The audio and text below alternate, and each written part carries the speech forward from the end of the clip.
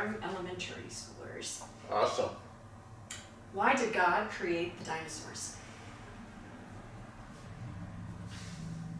I think God creates all that he does as just that sense of love, and it's his way, it's his creative spirit. Think about it. I mean, all of us, if we had the ability to just create things out of nothing, we probably have a lot of fun doing that. And I think God just sort of has fun creating things. What is your favorite dinosaur?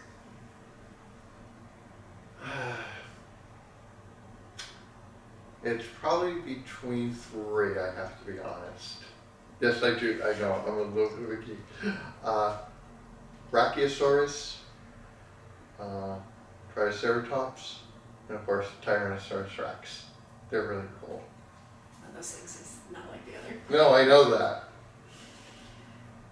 What deeds did St. Lucy do to stay close to God? Number one, she prayed a lot. Prayer was a very important part of sort of how she lived her life. Number two, she probably read the scriptures a lot because she really understood what God was calling her to do. And so she stayed close to God through prayer and the scriptures, I think. Was St. Lucy's mother upset that she didn't want to get married?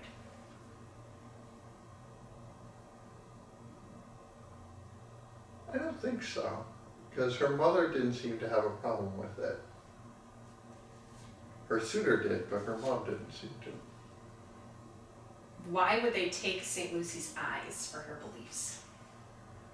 The Romans did a lot of odd things to the martyrs, and I think part of blinding people was considered a very severe punishment.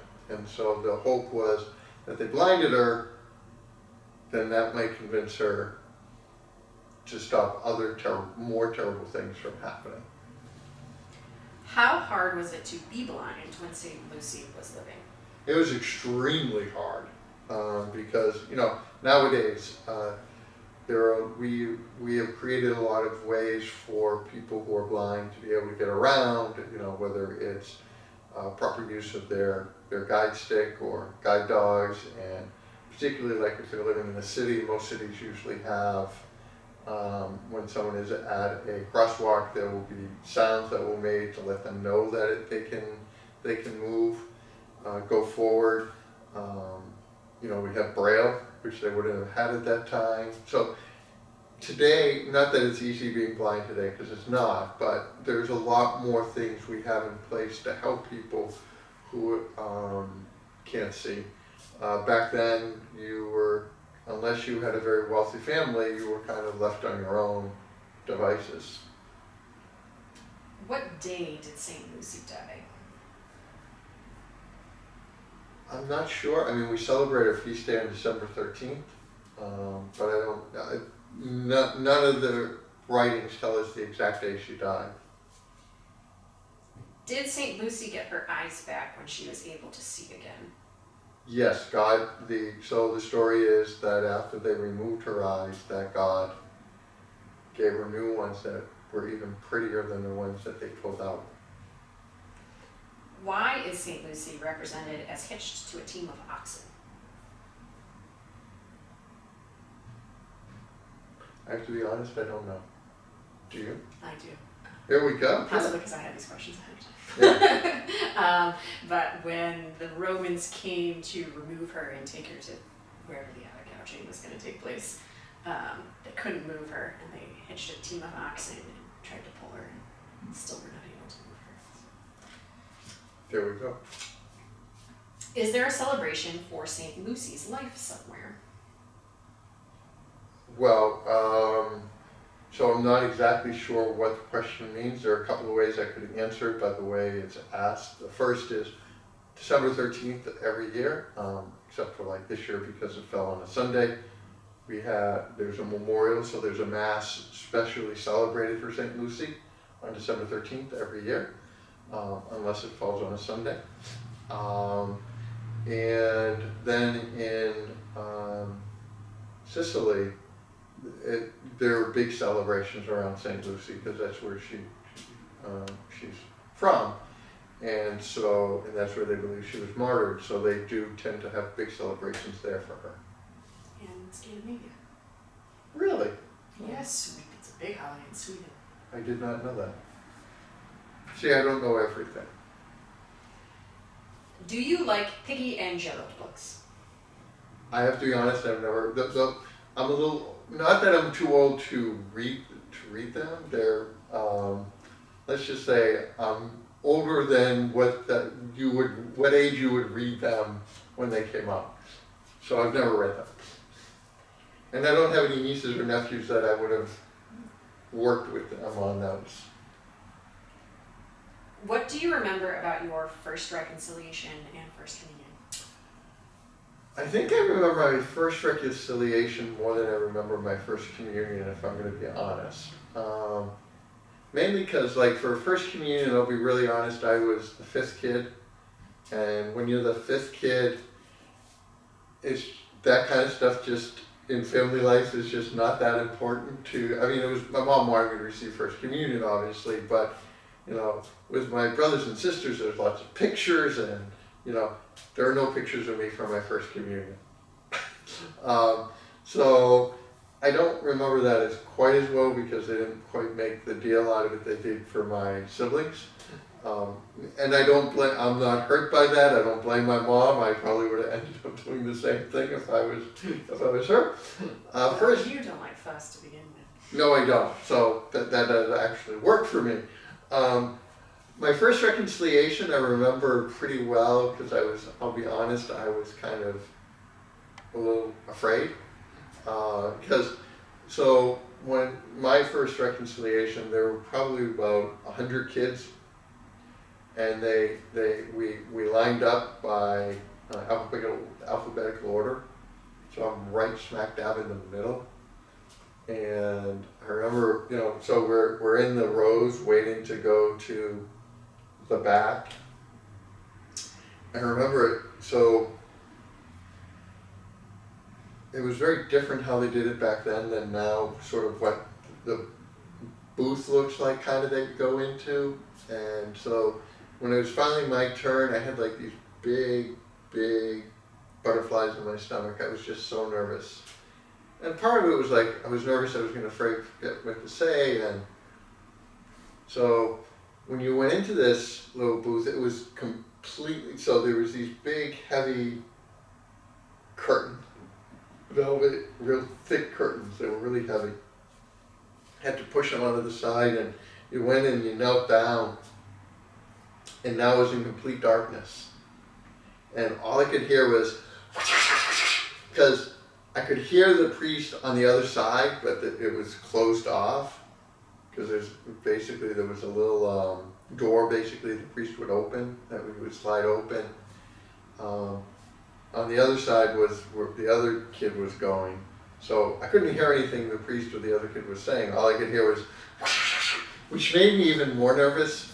So then all of a sudden it's my turn, and how I know it's my turn is all of a sudden that little door gets pushed open, and it sounded to me like a shotgun went off. This bright light is in my face, and then I couldn't remember anything I was supposed to say. It was just all gone. I couldn't, and I was like, Father, I don't remember what to do. And of course, he was really nice about it. He helped me through it. And fortunately, when it came to my sins, you know, I have 3 older brothers, so coming up with sins was not a hard thing to figure out. So yeah, that's kind of what I remember my first one. It's a lot easier today. What do I need to do for school to become a priest? You have to actually, believe it or not, you have to get your bachelor's degree. You have to go to college, and then when you're done with college, and there is a college, you can go to the seminary, and the seminary is where you go to become a priest. They do have colleges now set up just for that. And then after you're done getting your bachelor's degree, you then have to go to what's called the theologate, and that is either a 4 or a 6-year program.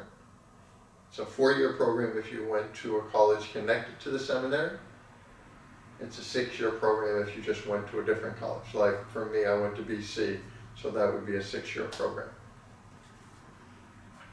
Did your parents want you to become a priest?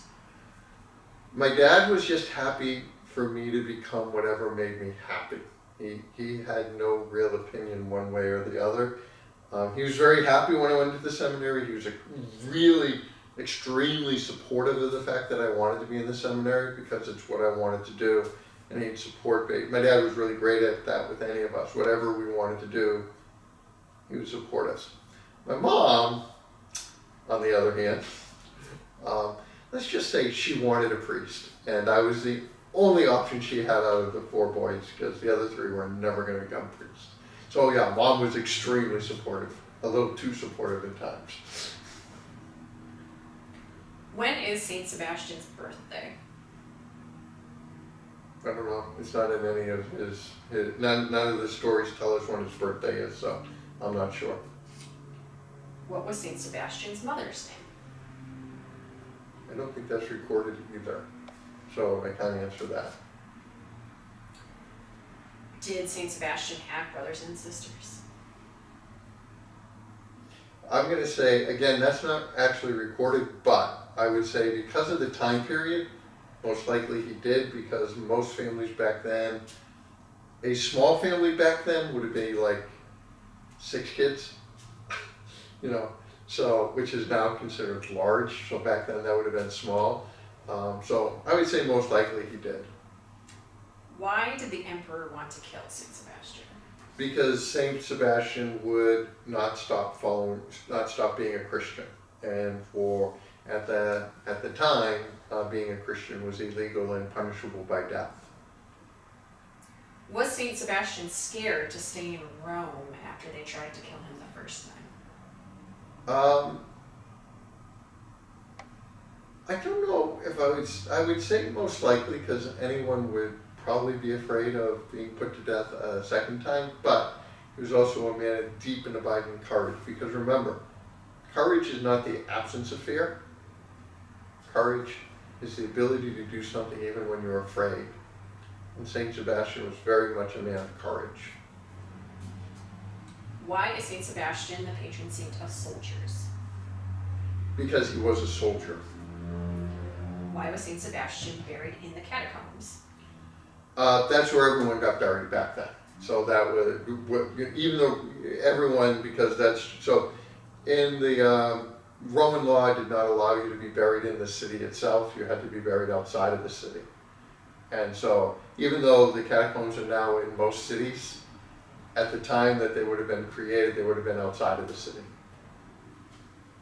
What did Saint Sebastian do to help people during the bubonic plague? He prayed for them. When is my little brother going to have God classes like me? It depends on how old your little brother is, and since you didn't give me any information on that, I cannot answer that question. First grade. Oh, well, yeah, starting 1st grade, but I thought he meant like how long. Yeah. So 1st grade is when we start. How did Saint Francis get others to join him? Simply by being genuine and authentic to who he was. So with St. Francis, basically who you saw is who he was, and people just found that really attractive, because also, though he lived a very difficult life, he had a deep and abiding sense of joy and hope, and that's something that's absent in a lot of people's lives. People might be happy, but they're not always joyful. And Francis, no matter what the situation he was in, was always joyful. And I think that people just found that really sort of intriguing and compelling. How did Saint Francis become friends with the Sultan of Egypt? So he went to Egypt to try to convert the Muslims to Christianity. That was his goal. And actually, the funny thing is, that was actually illegal under the law in Egypt at the time. And as a matter of fact, if you converted a Muslim to Christianity, you could be put to death for that. Particularly if you said anything bad against Muhammad, you could again be put to death for that. So when Francis went, he knew that could happen, and so he started doing that, and so people brought him to the Sultan. And again, his personality was so engaging that the Sultan, rather than getting mad at him, actually really ended up liking Francis a lot, so he wouldn't allow anyone to do anything bad to him. And so that's kind of how they became friends. What exactly is the stigmata, and has it happened to anyone else besides St. Francis? So the stigmata, exactly, and so there are different forms of the stigmata actually, but it all comes down to the same thing. It is coming to have the wounds of Christ miraculously occur upon you. So like you can't give it to yourself. So it's got to happen by God giving it to you. And so the wounds can be in the hands, in the head, in the side, and in the feet. Some people just have, like some of them will just get it in. So yes, other people than Francis have had them. Very few people have had like all the wounds of Christ. There have been a couple who have, but that's actually the rarest form of the stigmata. Normally it's like, some may just get the crown of thorns, the wounds from the crown of thorns, some will just, a lot of them really generally just get it in the hands. It's very rare to get it in the side, most of them usually just get it in the hands. What is one thing you are scared of?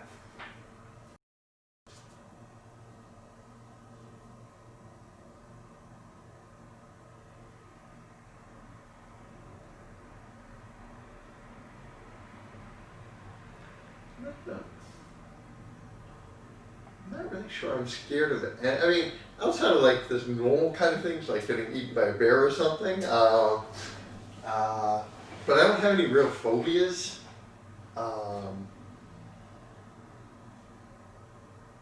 Yeah, I'm not really sure I'm afraid. Is getting eaten by a bear a big concern in your life? No, but I mean, I've gone hiking and like, so when I was hiking through Yellowstone, I backpacked through Yellowstone for 5 days, and on our last night there, we actually had a bear that came into our camp.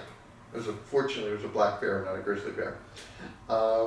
And the guide we had with us said, "Don't worry, the bear is more frightened of you than you are of the bear." And I said, "I don't think so. The bear can eat me. I cannot eat the bear." But I still went to bed. I didn't sleep well that night. The bear did eventually go away. It actually climbed up a tree to get away from us, which really is kind of funny.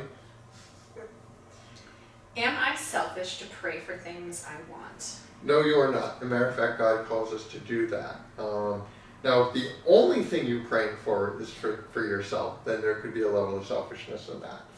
But the reason it's good to pray for the things we want is it reminds us that when we get those things, where they actually come from. So praying for them is a good reminder to us that all of the good things in our life come from God. How can God be so patient and understanding? Because he loves unconditionally, and that's what it comes out of. And I am very fortunate he does, because he has to be extremely patient with me. That is all the questions we have from elementary schoolers. Remember, if you want to submit questions for next month, do it on the deep dive reflection. And also, if you have older siblings, you can check out the videos for the middle schoolers and the high schoolers. Thank you, Father. You're welcome. God bless.